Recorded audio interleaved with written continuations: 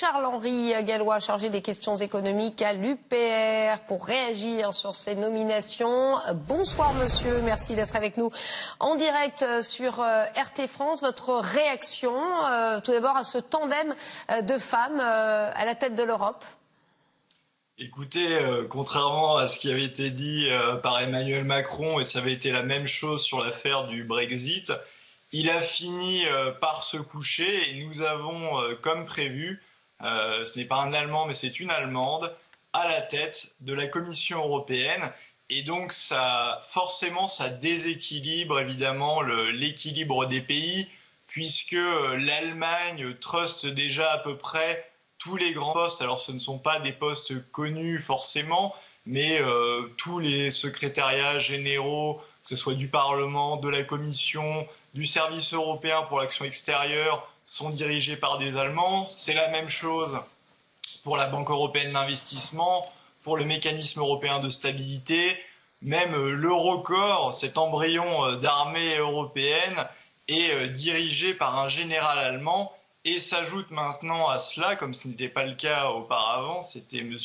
Jean-Claude Juncker. Maintenant, nous avons le droit à une Allemande à la tête de la Commission européenne. Et je pense qu'il n'y a pas grand-chose à espérer d'un point de vue français, puisque c'est une eurofanatique des plus classiques, si j'ose dire.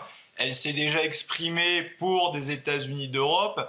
Et en plus de ça, elle a avec elle, et c'est une branche qui est souvent présente au sein de l'Union européenne, la casquette de l'OTAN, puisqu'elle était ministre de la Défense de l'Allemagne. Et pendant son mandat, elle s'est déclarée favorable à une armée européenne, mais sous la coupe de l'OTAN. Donc elle est cohérente avec les traités européens.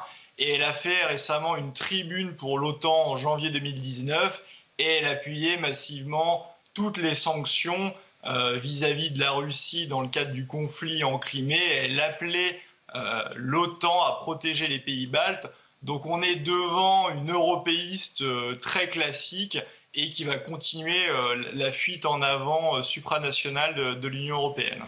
Si on vous écoute bien, puisque là on parle effectivement de Ursula von der Leyen à la tête de la Commission, ça veut dire en quelque sorte, selon vous, une forme d'Europe à la solde de l'OTAN et donc en quelque sorte des États-Unis? En tout cas, elle a déjà donné patte blanche sur ce sujet. Et la plupart des responsables de toute façon européens ont une ligne très atlantiste. Ceux qui dérogent à cela font office d'exception. Et ça me permet, en parlant des États-Unis, d'aller vers la deuxième candidate, disons, majeure, Christine Lagarde. Elle aussi a un pédigré américain s'il en est. Elle a travaillé la majorité de sa carrière aux États-Unis. Lorsqu'elle était à Bercy, elle mettait ses notes en anglais, tellement elle a l'habitude de travailler en anglais. Donc on est très loin des intérêts français. Donc ça va être quelqu'un qui ne défendra évidemment pas les intérêts français à la tête de la BCE. Mais ce qui peut être inquiétant pour Madame Lagarde, d'un point de vue général, c'est qu'elle n'a pas du tout un pédigré d'économie ou de finance pour occuper un tel poste. Elle était quand même ministre de l'économie, à la tête du FMI. Bon. Oui, mais si on regarde son pédigré, c'est quelqu'un qui n'a jamais fait de finance ou d'économie. C'est quelqu'un qui était avocate d'affaires. Donc elle n'a jamais été d'ailleurs non plus. Elle n'a jamais été non plus, pardon, à la tête d'une banque centrale.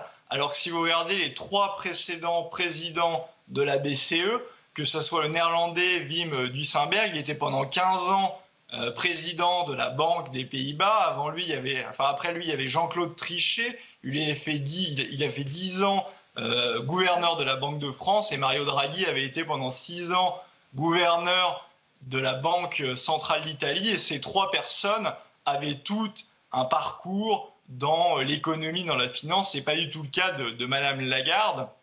Et donc, il faut espérer qu'elle sera bien entourée pour ne pas commettre de négligence, comme elle avait pu le faire d'ailleurs lors de l'affaire Tapie Crédit Lyonnais.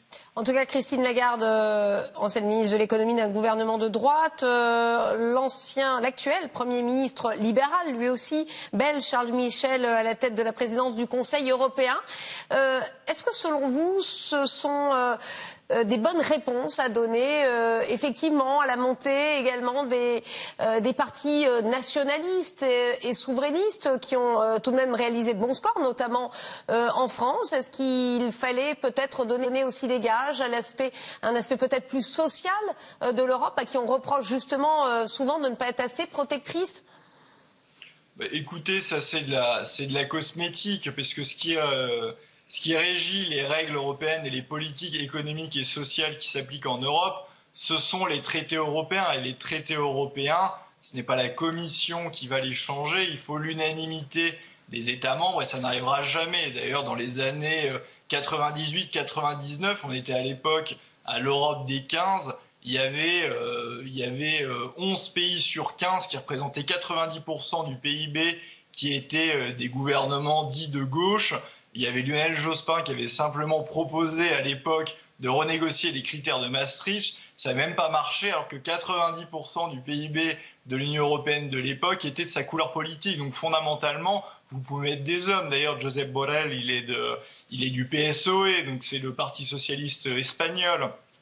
Donc ça changera absolument rien puisque le problème, ce sont les traités européens et c'est le cadre européen même qui fait que vous ne pourrez pas le changer. Donc on peut effectivement, comme c'est le cas tous les 5 ans depuis 40 ans, dire qu'on va donner une touche sociale, qu'on va faire une Europe sociale, qu'on va changer d'Europe. La réalité, et les gens commencent à s'en rendre compte, ou le voient du moins, c'est que la politique est toujours la même et puisque ce sont les traités européens qui régissent cette politique et vous auriez pu nommer, si vous voulez, quelqu'un dit de gauche à la présidence de la Commission européenne, c'est déjà arrivé dans le passé, ça ne changera pas la ligne complètement ultralibérale de l'Union européenne puisque c'est gravé dans le marbre par les traités européens.